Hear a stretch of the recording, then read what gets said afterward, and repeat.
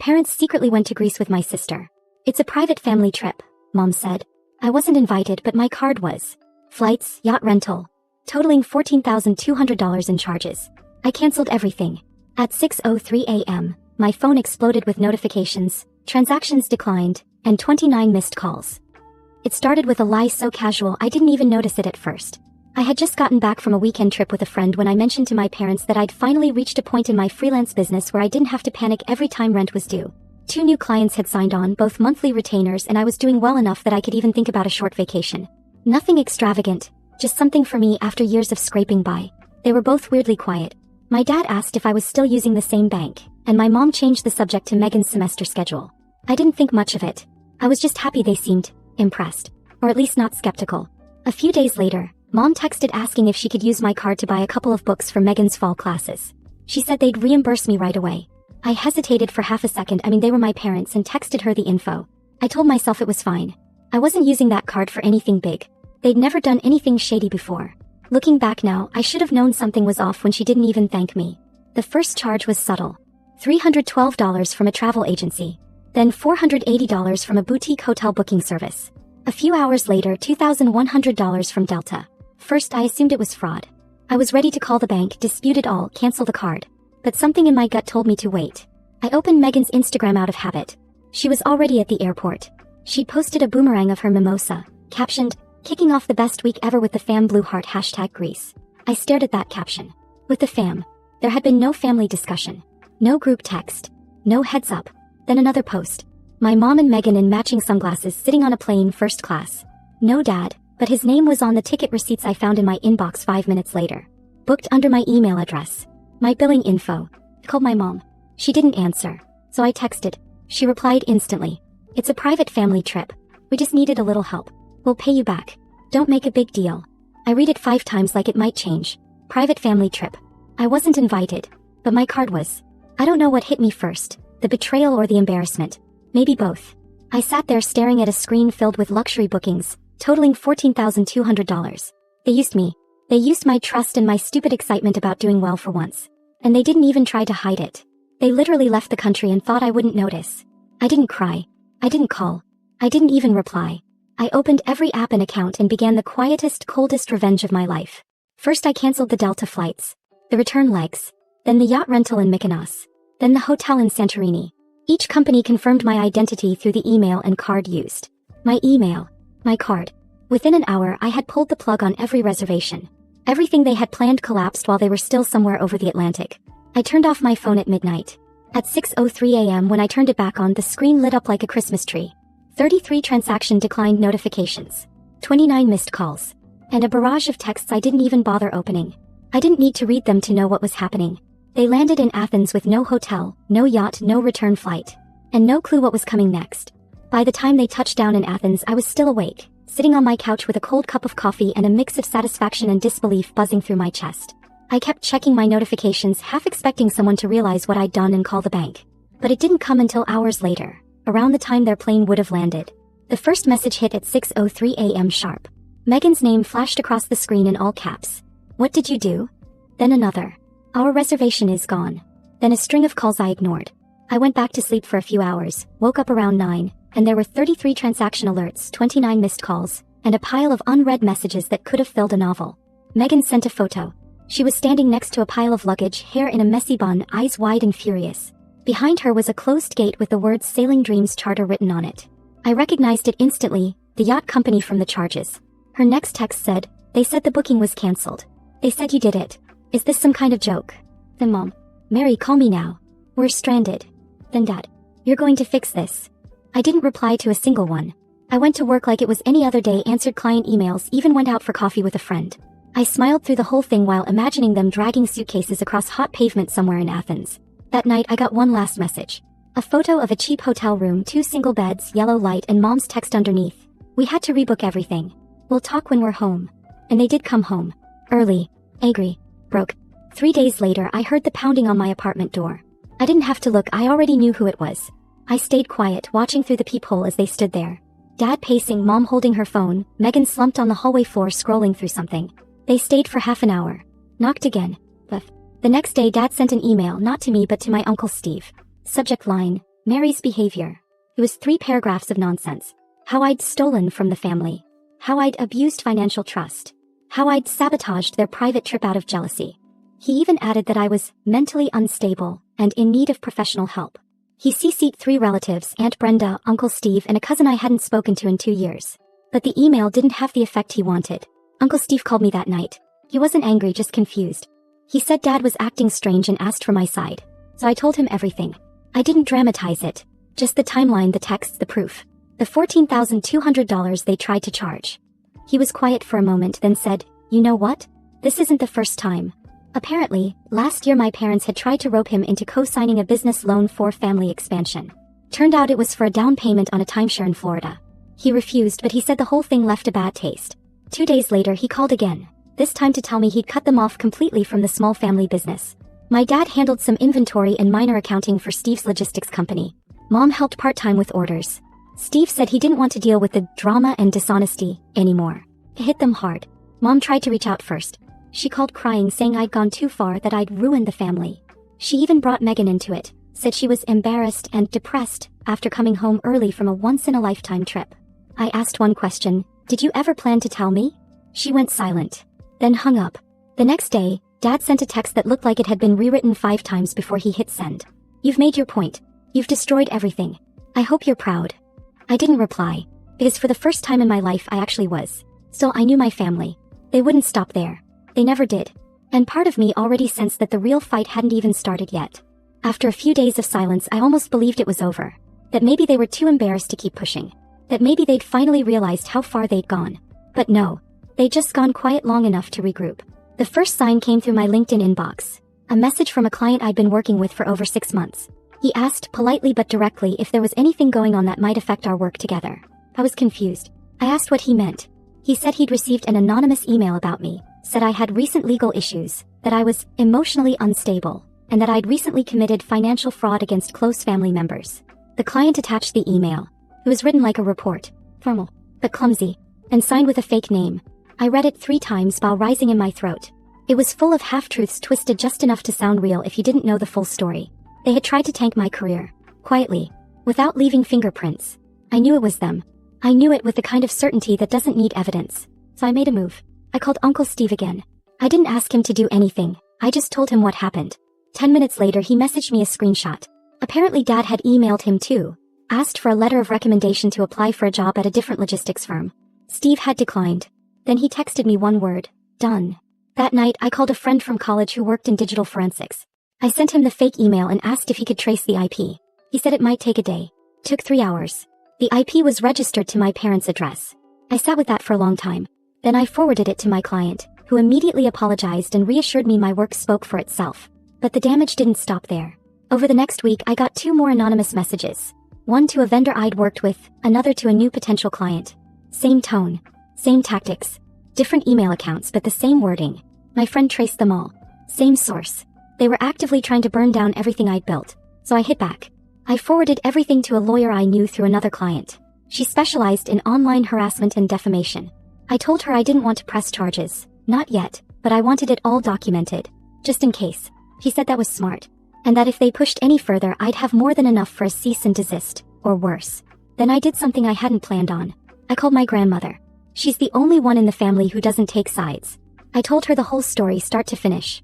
I expected her to be disappointed or try to guilt me into making peace. She didn't. She listened, then told me something I didn't know. When I was in college my parents took out a small business loan in my name. I never noticed because it was paid off quickly, but it had affected my credit for years. She said she didn't know the full story but remembered Dad bragging about how Mary's good credit saved the day. I hung up and stared at my ceiling for a long time. This wasn't a one-time betrayal. It was a pattern. A long one. I just hadn't seen it. And I knew then, I was done waiting for them to come around. They hadn't just tried to ruin a vacation. They tried to ruin my life. So now I wasn't just protecting myself. I was going to make sure they never had access to anything of mine again. Ever. It was a random Friday afternoon when I got a text from an unknown number. "Check your inbox. Megan's an idiot." No greeting. No name. Just that. But I already had a feeling who it was. Logan, Megan's ex from 2 years ago.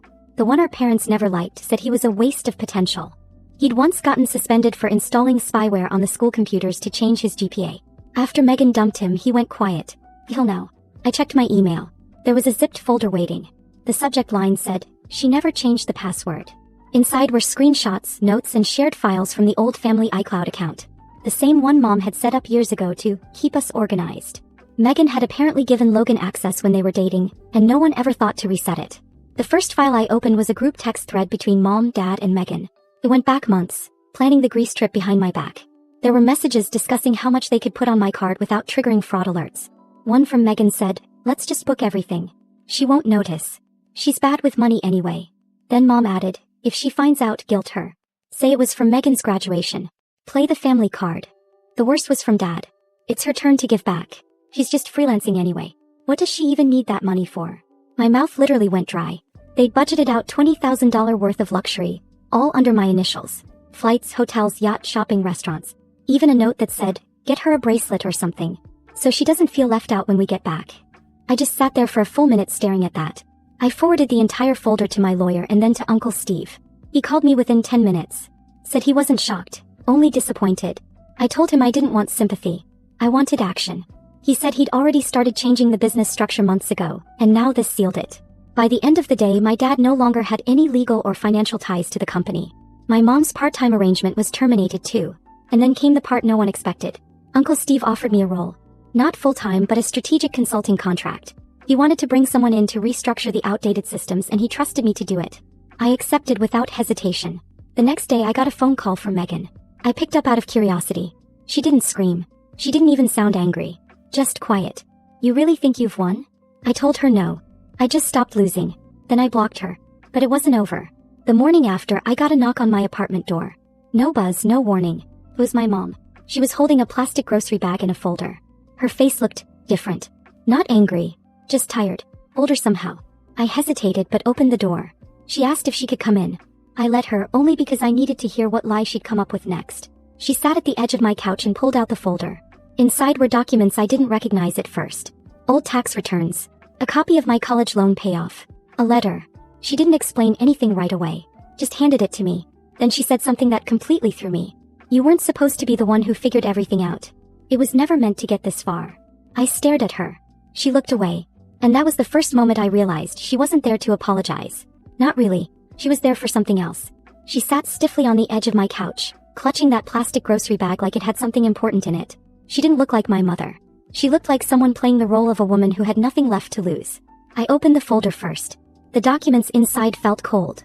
Old tax forms with my name on them, student loan information, even some paperwork from my college bursar's office that I hadn't seen in over a decade. Pages were signed by me. Or at least someone tried to match my signature. A few were off just enough to make my stomach twist. I looked at her. She didn't say a word. Just nodded at the stack like that was supposed to explain everything. Then she pulled out a second envelope from the grocery bag. This one was handwritten. Not even folded properly. Just my name on the front, all caps. Inside was a letter. Not an apology, not an admission, but a pitch. He wanted me to talk to Uncle Steve. To convince him to reinstate their positions at the family business.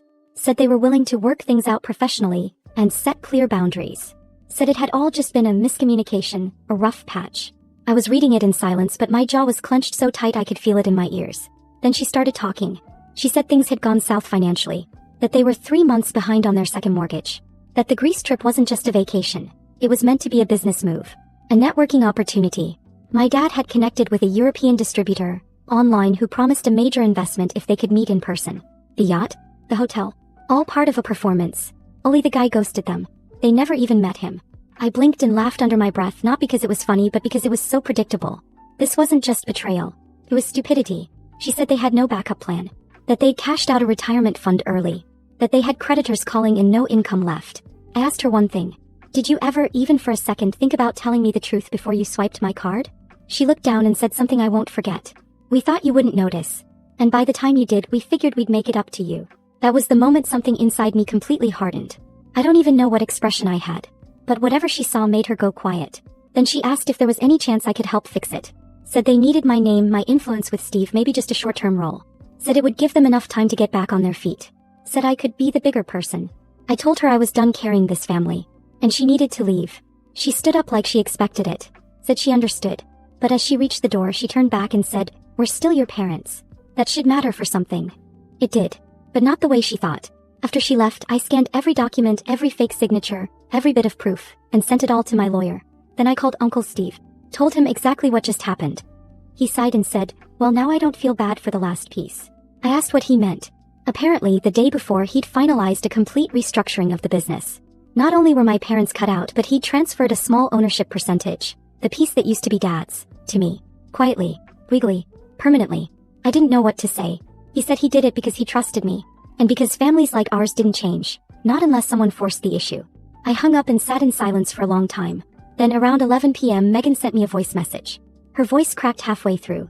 She said she'd gone through Mom's phone, seen the fake emails they'd sent to my clients, the screenshots, the plans. She said she believed them, believed I was dramatic, selfish, out for revenge.